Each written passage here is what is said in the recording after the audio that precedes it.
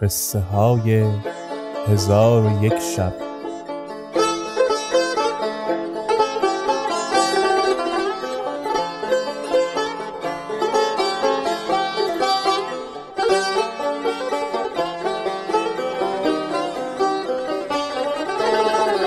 شب 131. ملک شهرمان با وزیر و عزیز گفت: آنچه شنیدید با ملک بازگویید که دختر من شوی گرفتن دوست نمی دارد. پس وزیر و همراهانش نارسیده به مقصود بازگشتند و پیوسته مسافر بودند تا نزد ملک رسیدند و ماجرا باز گفتند. در حال ملک امیران سپاه را فرمود که لشکر برای جنگ با خبر کنند. وزیر گفت: این کار مکن که ملک شهرمان گناه ندارد، بلکه امتناع و آزردگی از دختر اوست، زیرا که دختر چون نام شوی بشنید پدر را پیغام فرستاد که اگر بی رضامندی من مرا به شوهر دهی نخست شوی را بکشم و بعد از آن خیشتن هلاک سازم. ملک از وزیر چون این بشنید بر تاج الملوک بترسید و گفت: هرگاه جنگ کنم و به ملک شهرمان چیره شوم، سید دنیا خود را هلاک خواهد ساخت. پس ملک تاج الملوک را از حقیقت حال آگاه ساخت. چون تاج الملوک چگونگی بدانست، با پدر گفت که من از دختر ملک شهرمان شکیبا نتوانم بود. من خود به شهر او روم و در وصال او بکوشم و به جز این نخواهم کرد اگرچه بمیرم. پدر گفت: چگونه بدان سوی خواهی رفت؟ گفت: به هیئت بازرگانان خواهم رفت. ملک گفت: چون از رفتن ناگزیرستی، وزیر و عزیز را نیز با خود ببر. پس ملک از خزانه مال به در آورد و از برای تاج الملوک 100,000 دینار بضاعت بازرگانی مهیا ساخت. چون شب درآمد، تاج الملوک با عزیز به منزل عزیز رفتند و شب را در آنجا به سر بردند.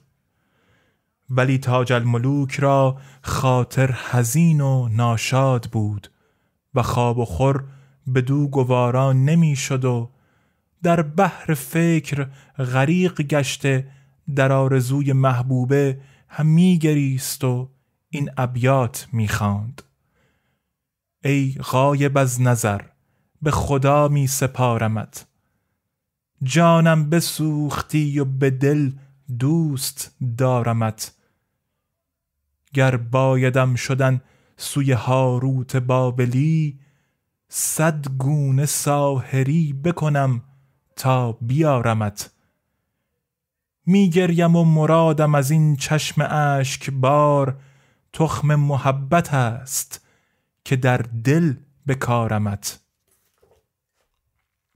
عزیز دختر عم خود عزیزه را یاد کرده همی گریست و تا بامداد هر دو گریان بودند.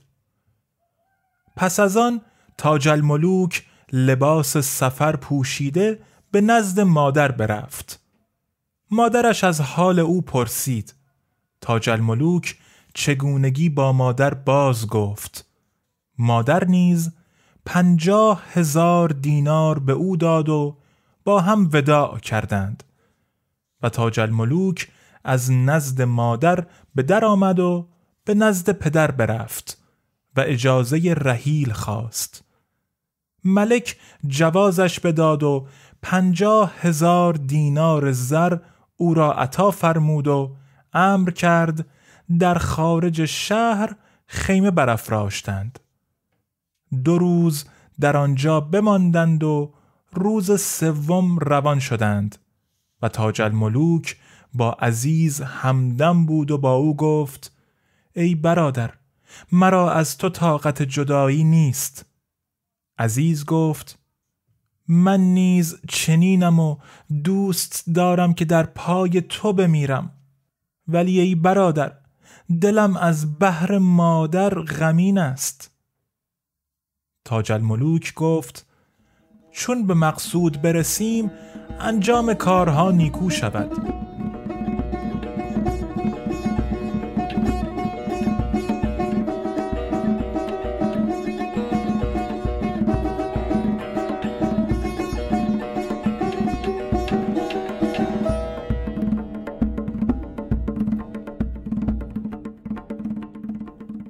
وزیر تاج الملوک را به شکیبایی ترغیب می کرد و عزیز اشعار برای او همی سرایید و از تاریخ و حکایات عجیبه او را حدیث می گفت و 2 ماه شبانه روز همی رفتند تا به شهر معشوقه نزدیک شدند.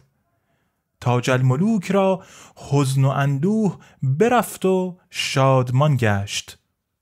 پس در هیئت بازرگانان به شهر در آمدند.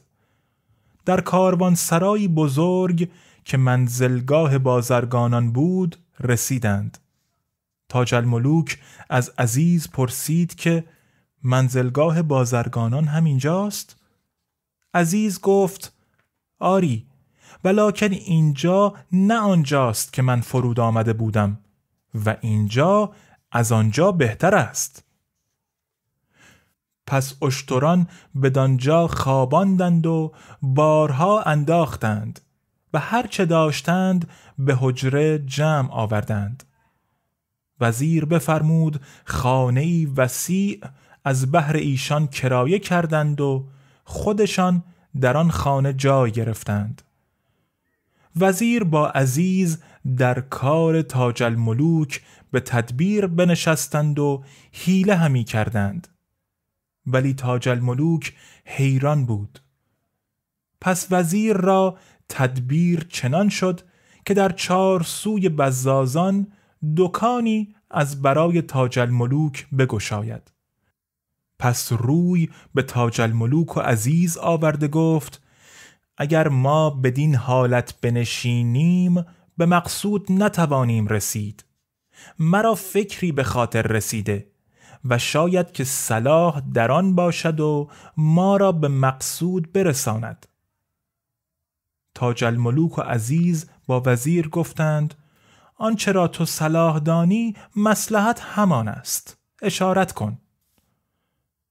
وزیر گفت: خوب است دکه بزازی از برای تو بگشاییم و تو به خرید و فروش بنشینی، از آنکه خاص و عام را به دکه بزاز گذار افتد. چون تو بدانجا نشینی کار تو انشاء الله نیکو شود، خاصه که تو صورت زیبا و شمایل بدیع داری، ولکن عزیز را پیوسته با خود داشته باش و درون دکانش جای ده. تاج الملوک چون سخن وزیر بشنید تدبیرش پسند افتاد. همان ساعت تاج الملوک لباس بازرگانان را از بقچه به در آورده بپوشید و برخاسته همی رفت و خادمان از پی او روان بودند. به یکی از خادمان 1000 دینار بداد که اسباب دکان بخرد و خودشان برفتند و به بازار بزازان رسیدند. بازرگانان چون تاج الملوک را بدیدند و حسن و جمال او را مشاهده کردند، ایشان را عقول حیران شد و گفتند: مگر رضوان سراچه فردوس برگشاد که این حور وش به ساحت جهان بخرامید؟ یکی می گفت: این بوالعجبی و چشم بندی در صنعت سامری ندیدم، لعلی چو لب شکرفشانش در دکه گوهری ندیدم. و یکی دیگر همی گفت: ماه چنین کس ندید خوش سخن و خوش خرام. ماه مبارک طلوع سرو قیامت قیام. سرو درآید ز پای گر تو بجنبی ز جای. ماه بیفتد به زیر گر تو برآیی ز بام. و در آن میان مرد کهنسالی بود شیخ سوق. به جانب او نگریسته گفت چشم بدت دور ای بدی شمایل. یار من و شمع جمع و شاه قبایل. جلوه کنان می روی و باز نیایی. سرو نباشد بدین صفت متمایل. هر صفتی را دلیل معرفتی هست. روی تو بر قدرت خداست دلایل. پس ایشان به منزل شیخ سوق رفتند. شیخ سوق بر پای خاست و ایشان را گرامی بداشت و تعظیم کرد. خاصه وزیر را که چنان دانست که تاج الملوک و عزیز پسران او هستند. پس شیخ سوق پرسید که شما را حاجتی به من هست؟ وزیر گفت آری، من مردیم کهنسال و این دو جوان پسران منند. ایشان را شهر به شهر همی گردانم و به هر شهر 1 سال بمانم تا ایشان در آن شهر تفرج کرده و مردمان شهر را بشناسند. و اکنون در شهر شما جای گرفتم و از تو همی خواهم در مکانی خوب که گذرگاه خاص و عام باشد دکانی بدهی که به خرید و فروش بنشینند و شهر را تفرج کنند و اخلاق نیکو از مردمان شهر کسب کنند. شیخ سوق گفت فرمان پذیر هستم. شیخ سوق آن دو جوان را نظاره کرد. پس به دیشان مفتون گشت و از جای برخاست و در میان بازار بهر ایشان دکه‌ای مهیا ساخت که از آن دکان وسیع‌تر و بهتر به بازار اندر نبود. و کلیدها به وزیر سپرد و گفت خدا دکه را به پسران تو مبارک و میمون گرداند. چون وزیر کلیدها بگرفت به سوی دکان روان شدند و خادمان را فرمود که آنچه کالا از حریر و دیبا داشتند به دکان بیاوردند.